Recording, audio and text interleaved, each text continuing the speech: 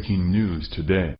Please subscribe and then check notification box to get all breaking news alerts. Families of 2 Americans killed during the 2012 Benghazi attack are furious, and rightly so, after a Libyan militant was cleared of the majority of charges he faced for participating in the horrific incident. One of the family members called the outrageous ruling a miscarriage of justice. How absolutely tragic is it that 5 years after this awful event unfolded, we're still waiting for those responsible for it, both at home and abroad, to be held accountable for what they did. According to Fox News, Ahmed Abu Khadila, 46, was convicted on 4 counts by a federal jury. The charges included providing material support for terrorism and destroying property and placing lives in jeopardy at the U.S. compound.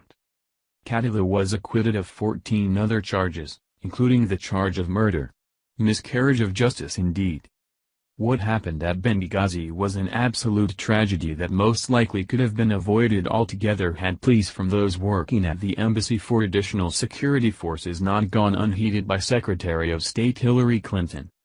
This attack, which Clinton later blamed on a supposed inflammatory internet video, cost the lives of 4 Americans including Chris Stevens, the U.S. ambassador to Libya, Sean Patrick Smith, a State Department Information Management officer, 2 CIA contract security officers named Tyrone Woods and Glenn Doherty. Samuel Chamberlain has more. Tyrone Woods' father, Charles, told Fox News the verdict was outrageous, and compared Khadila to a getaway driver who is just as guilty as the robber who kills the bank teller.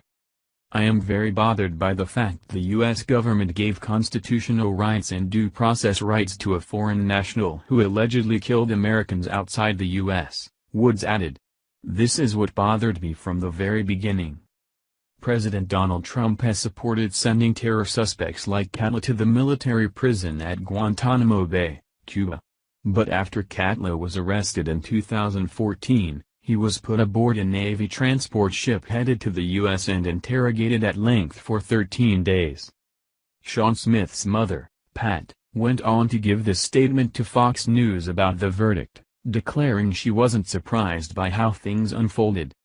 I think the people who bear responsibility, Secretary of State Hillary Clinton, aren't even touched, said Smith, who has repeatedly criticized Clinton for her response to the deadly attack.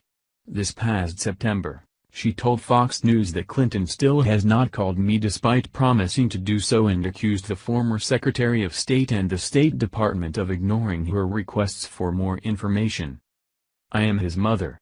He was 34 years old, but he was still my baby, Smith said at the time. I know what the government thinks of me, and I think just that much of the government. It stinks. This is how you get treated by the government, or, at least the way you used to. It's appalling that these family members have once again been denied closure and justice for what happened to their loved ones, which does nothing more than rip the wounds open afresh all over again.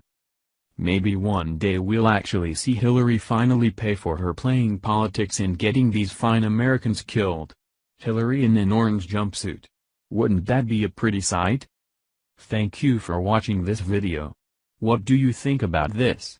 Share this on Facebook and Twitter along with your comments.